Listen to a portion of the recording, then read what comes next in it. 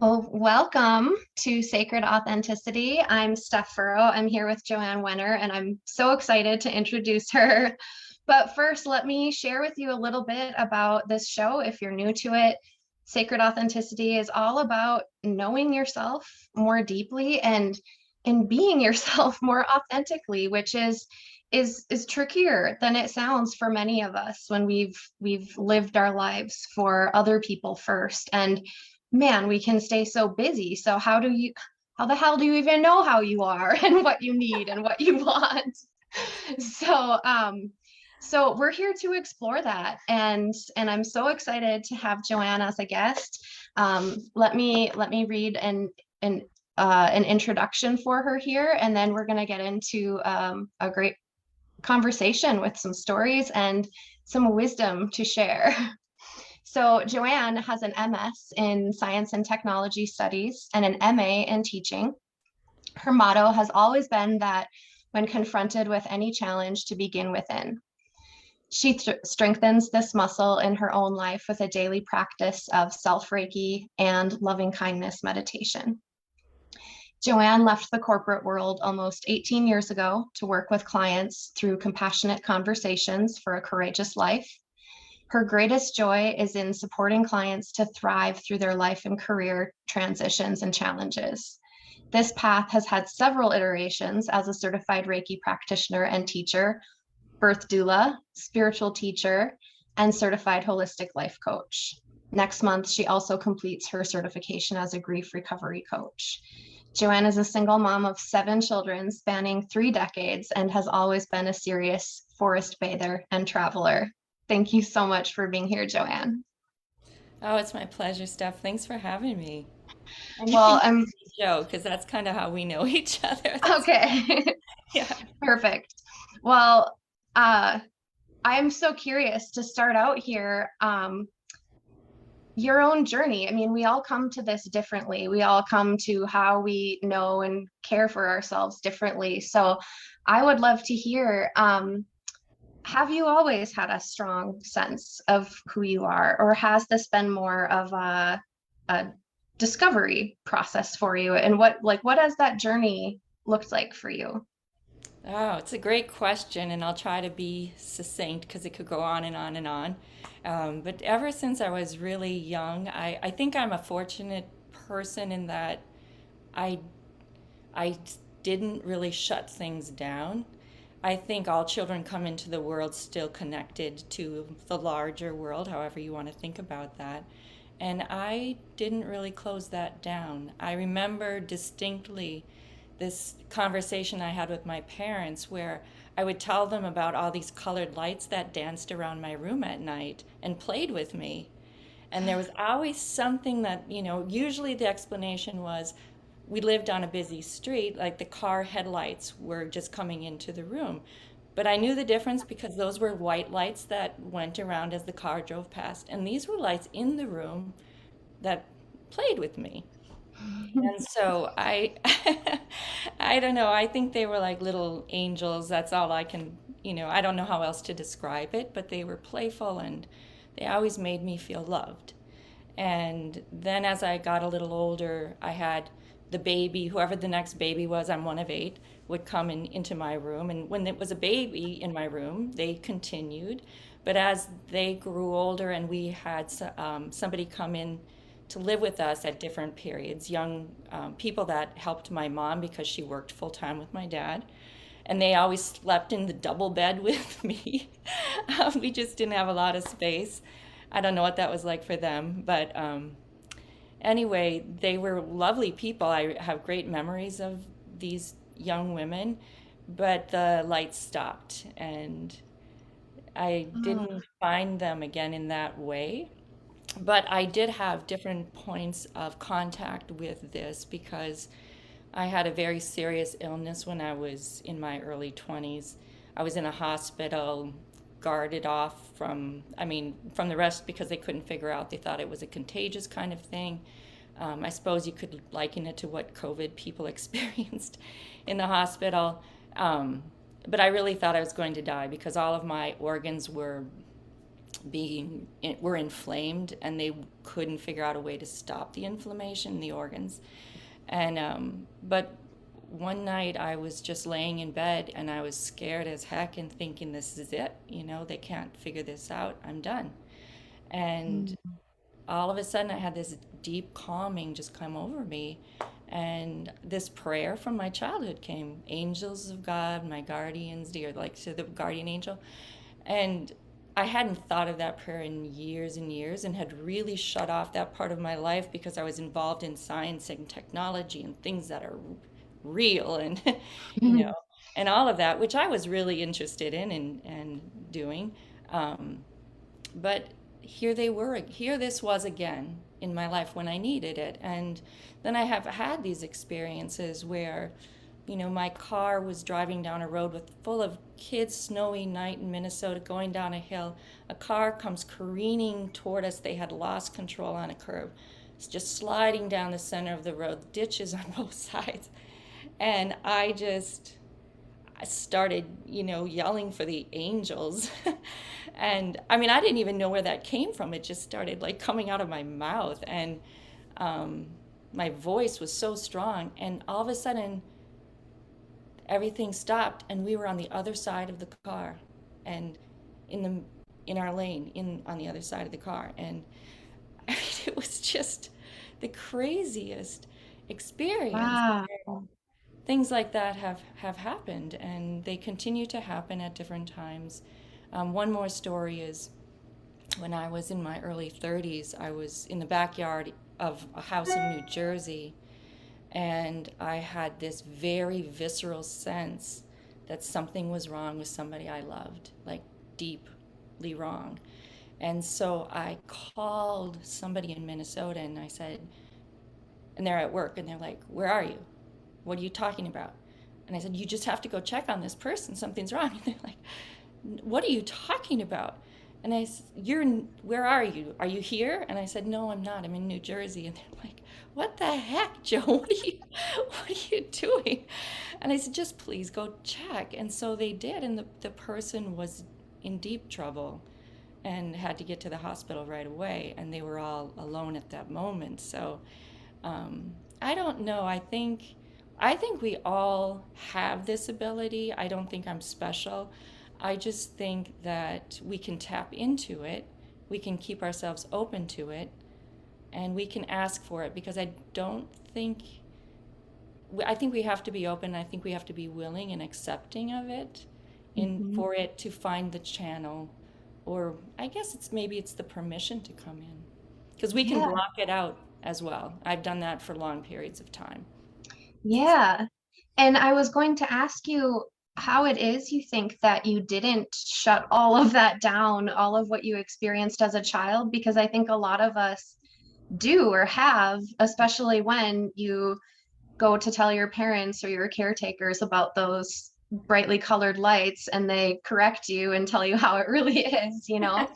Um, but it sounds like there was almost this thread moving through your life with these stories, as you illustrated, continuing to like almost revive that in you or remind you.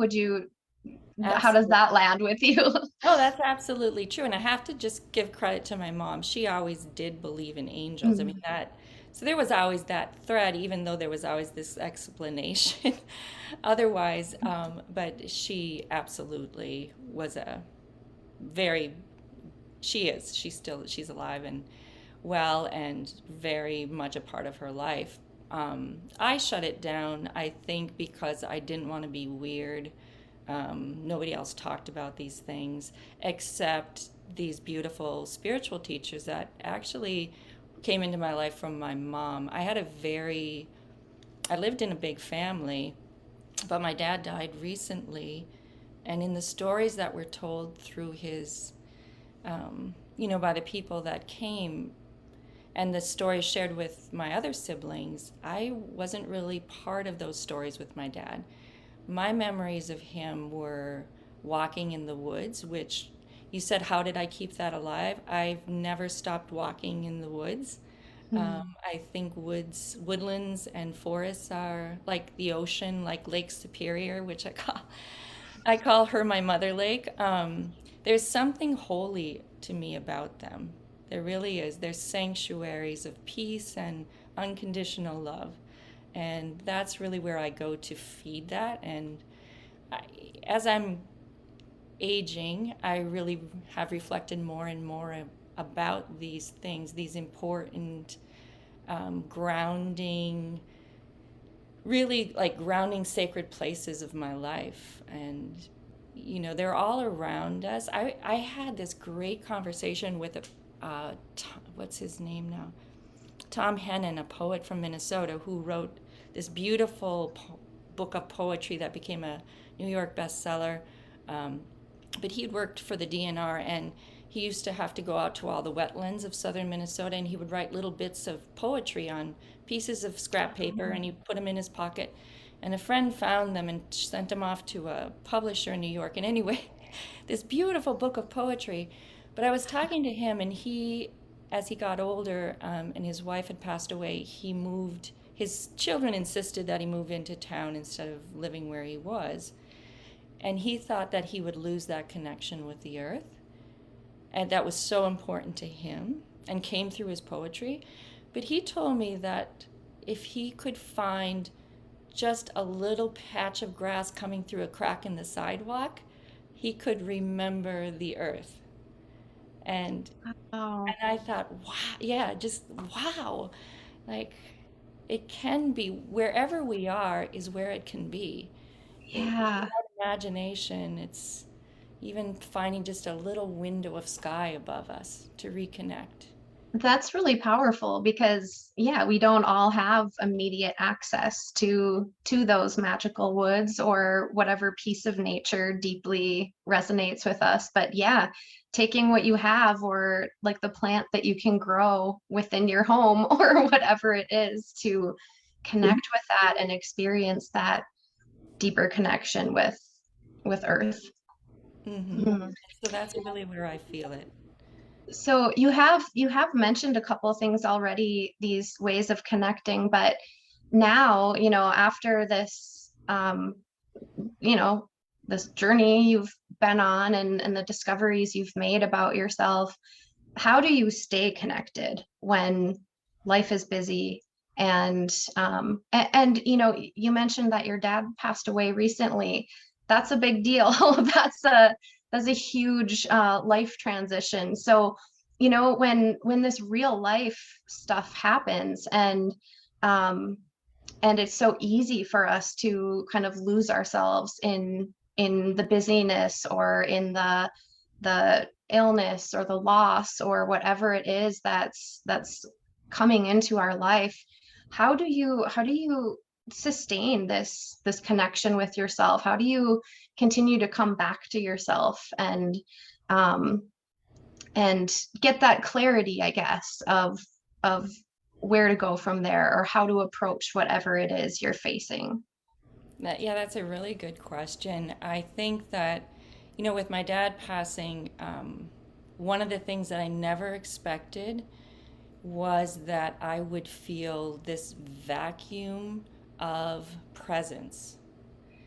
And even though I had lived in I'd lived outside the country, I'd lived up and down the East Coast and had little physical presence with him for large parts of my life, the fact that he was present on the earth was always grounding me in a way I didn't realize until his presence here was gone. And I had to just shift to finding his presence all around me in other ways. And it took me, about 2 to 3 weeks. But the most beautiful thing that happened is the one real visceral memory I have with him, and my only one that was just he and I alone of I think, my entire life that I could find, was when I was 33 years old. I was living out east, and he called me and he said, "Jo," he's like, "I need somebody to, I got roped into taking these 20 kids on the into the boundary waters for 10 days, and I need a female chaperone, and I choose you." So So they made it possible. I flew home with my kids, and they got farmed out to different siblings of mine who were amazing in caring for them while I was gone, and my mother. And he and I took off with 10 women and 10 young men who were eighth graders, um, who are just at this really crazy time of age where they're trying to figure everything out. And anyway, it poured rain. We put our canoes in, and these were the heavy old canoes, and we had to do the transports and portages and everything, and it would be pouring rain. And I mean, it was quite the adventure that he got me. Sounds like a character building trip. Oh, it was character building, the black flies and mosquitoes with the rain, Yeah. everything else. But I just distinctly remember we were canoeing, and he was the front canoe, and I was bringing up the rear. And it was pouring so hard, I couldn't see the landmarks that we were supposed to find. And this was new to me, and I was just learning how to navigate these waterways.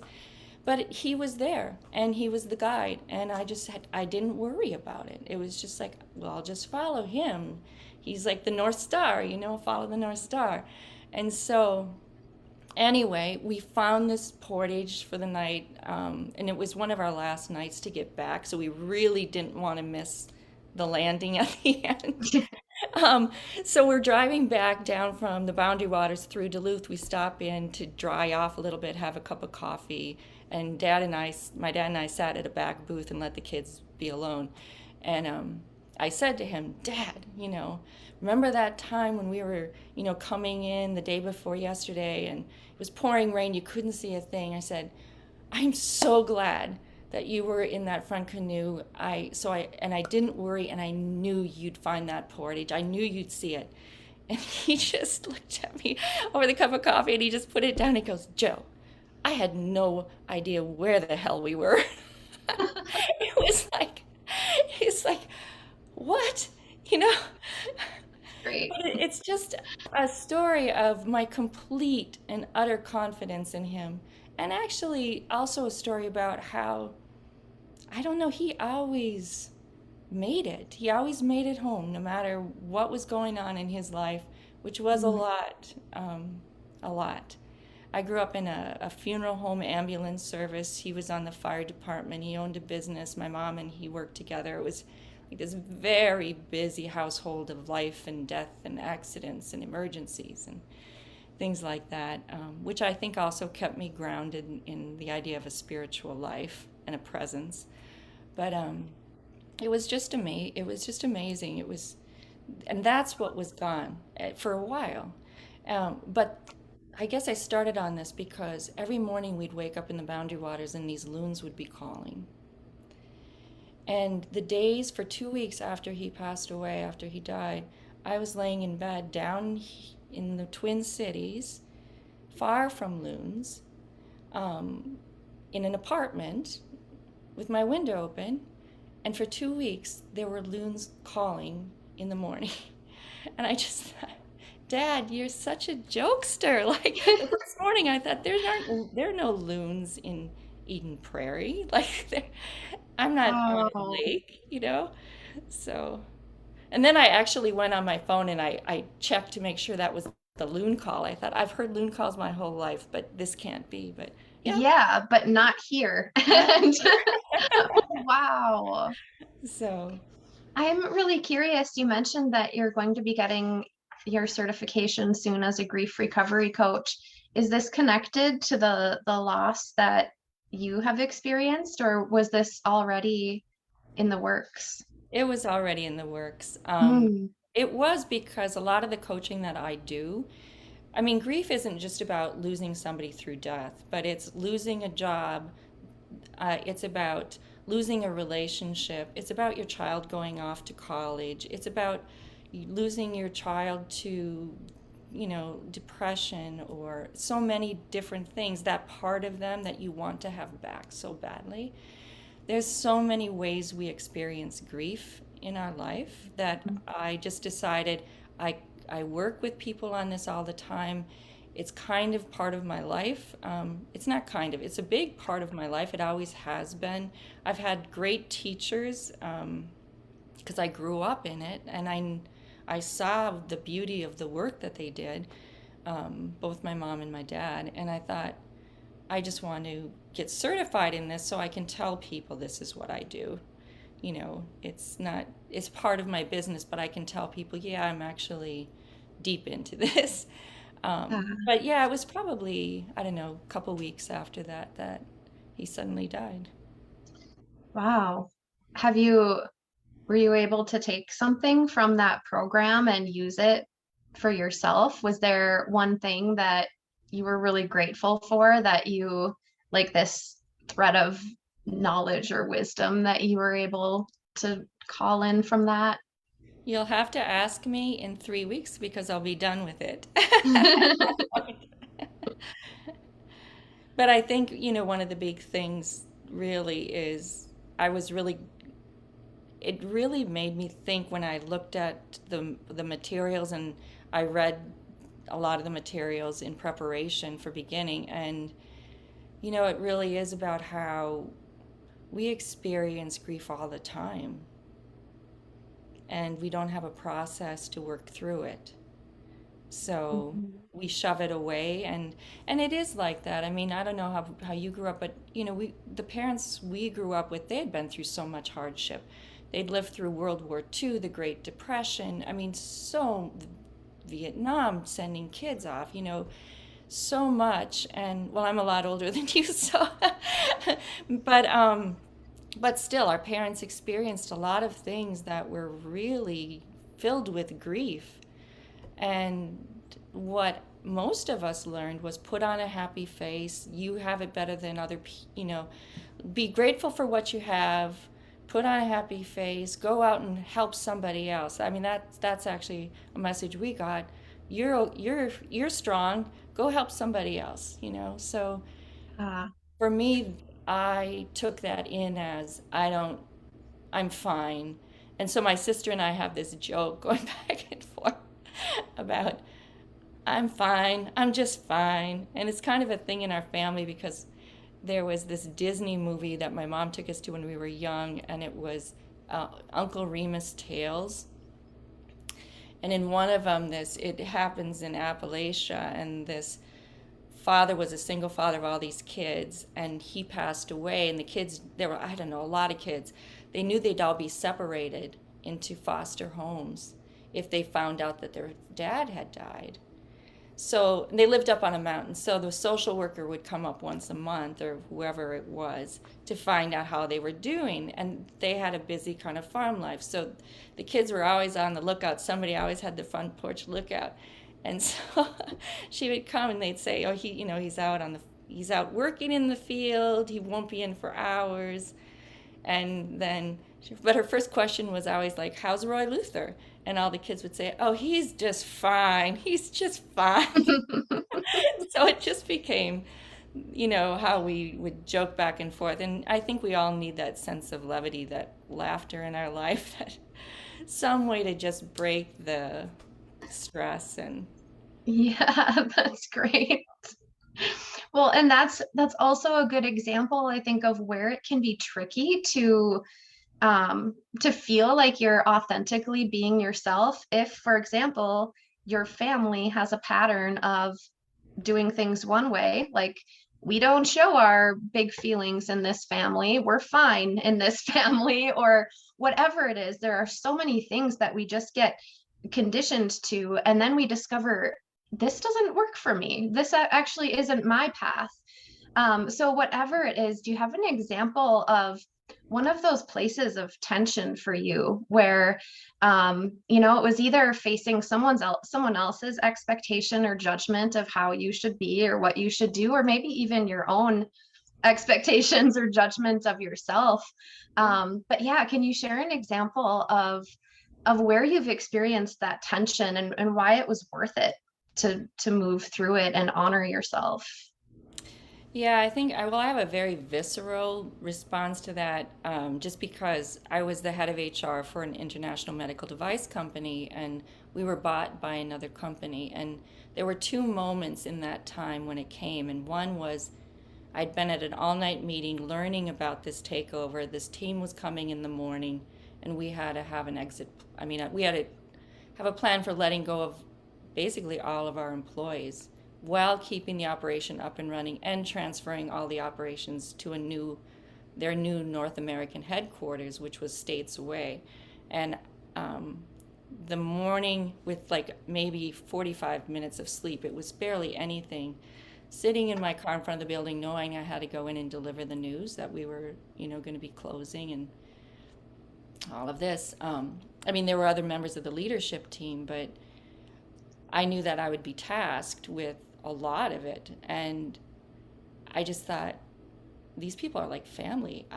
I can't do it. And I just sat in the car, just like, I just broke down. I had held it together the whole night before. I just Mhm. broke down. And I was like screaming to me, which I don't know how loud that is, but like, how am I going to do this? I can't do this, help me. I can't do this. And again, I'm asking for help. And again, this flooding came through me, and it was just like, and the words were just so clear. It's like, just show up. I'm like, what does that mean? Like, just show up. Really, I'm feeling like oh, I'm going to show up. Like, what does that mean? But then I got a sense it meant just be all of who you are, just show up. And so when I went in there, I mean, and I got really calm. And when I went in there, I knew exactly that's what it meant. It meant just be yourself. Don't try to hold it together. Yeah, Don't try to be human. be human, because this is a very human experience for all of these Yeah. people. And so months later, when we were letting go of people in these waves, and there had been this really difficult one for me in the morning where the person that I had to let go was a sales rep on the other side of the US, and I knew the story and I knew what the insurance meant for him and his family, and I mean it just broke my heart. And I had to get on this world call, and just seconds later hang up that phone call, pick up this one, and be on this call where we had to report our numbers. Who did we give notice to? Who finished the process? Who are we hiring down in the other place? How's their training going? How is the movement of the whole process? And when it came my turn, they're like, "Oh, it's U.S." Okay, so I pushed my button and I said, I'm gonna start with saying, this is a really, really hard day. Like, I had to let go of this beloved person in our company, and he's facing a lot of real challenges, and it breaks my heart. And and that's all. And then it was complete silence. And then I reported my numbers. I got a call just after the call ended from the head of HR from the world or the US headquarters, and she just reamed me out and she said, "Don't you ever show emotion on one of these calls again, or it's your last day." Show And I your humanness on so this call. yeah, and I thought, wow, wow, I don't want to work for you ever. I don't, and I didn't take that transfer for more reasons than that. But I'd worked for a very humane place, and that was inhumane to me. It was a Mhm. line I wasn't going to cross. And And was that ultimately your exit from the corporate world and transition to something else? well, it certainly was, because the logistics manager and I were the last ones left in our headquarters building, and the very last day, we walked out the front door together. He stayed to hand over the keys to the people that bought the building. And I went home thinking, oh, I'm just going to go walk up those stairs to my bed and sleep. I have hours before people come home. I'm going to sleep. And, a few hours later, instead, my youngest child was born. So, Surprise. Surprise. Wow. Yeah, I didn't expect it that at that time. Not for a little while yet, but yeah, and that also was a very, I just gave myself over to whatever you want to call it, and let the baby, my beautiful Sophia, I let her run the process, and I just surrendered myself into that, and it was just beautiful. Wow, that is so beautiful. And in a way that's also kind of um it's taken us into more of your story and more of I wanted to touch on corporate. So I'm really glad that you shared that story. Gosh, and I know there's so much more we could talk about, but I want to ask you one more question here, and that's just, what encouragement would you like to share with people who are on this journey of wanting to be who they came here to be, but experience the tension or the awkwardness or challenges along with that? What encouragement do you have? And then also, how can people connect with you? How can people reach out to you and get in touch if they are feeling that little tug? Oh, thank you. As far as encouragement, I would say the silence is your friend. Um, I think that's it. It feels a little hard to say that right now with years of COVID, Mhm. but we can be alone and never in silence. Our head is always running its programs. Um, we can be with a lot of people and be so alone. So I think those are the things that I've really thought about a lot. And, how do I maintain presence?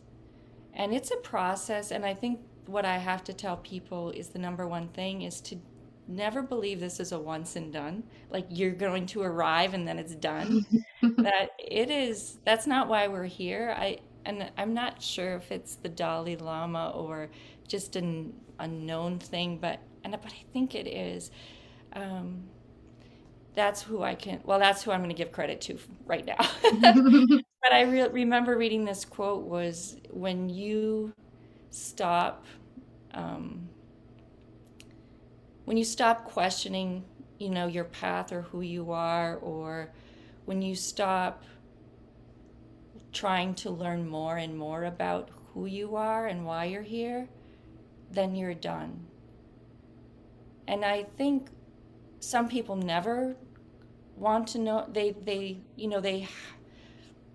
They look for it on the outside. I'm a mom, I'm a corporate exec, or I'm a nurse, or I'm a doctor, or I'm a Uber driver, or I'm a um, barista, or whatever it is. And I've had some of those, all of some of those jobs. But if that's our identity, then we're all going to have a vacancy. That we really need to go inside, and that's why my motto's always been begin within. And it's a hard journey. We find lots of stuff in here that we don't like, which is why we avoid it. And when I say be yourself, I mean be all of this, but be gentle with it. Really, it's a gentle journey.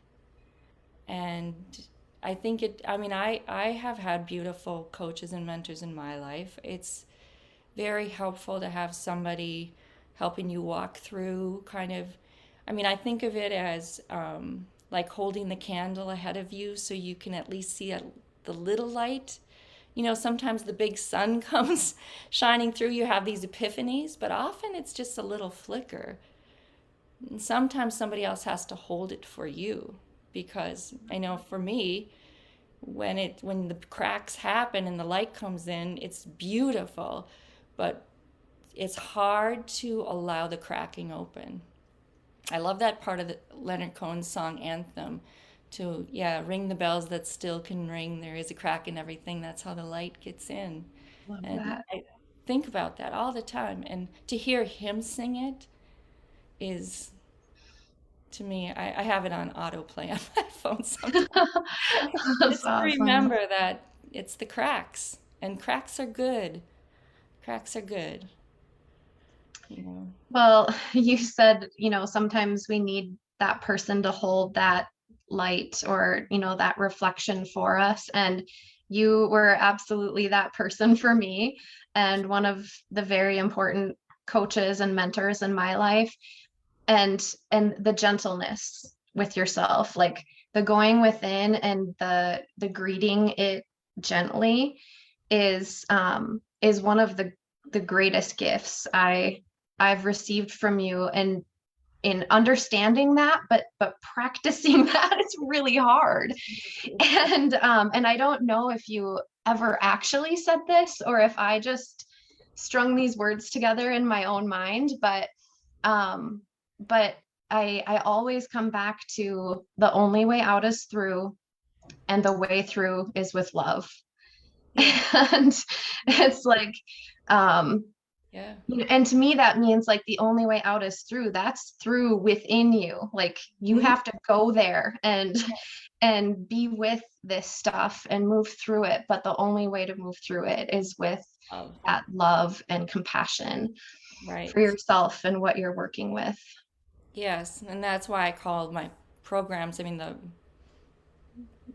the overlaying um, moniker of it, I don't even know the Mhm. word, is compassionate conversations for a courageous life, because courage is that raging heart, and compassion is, I mean, if you look at it, it's com means to be with in Latin, and passion is to light that fire. But I always think of the compass in the middle of that word, which people don't talk about, and that's this heart, soul.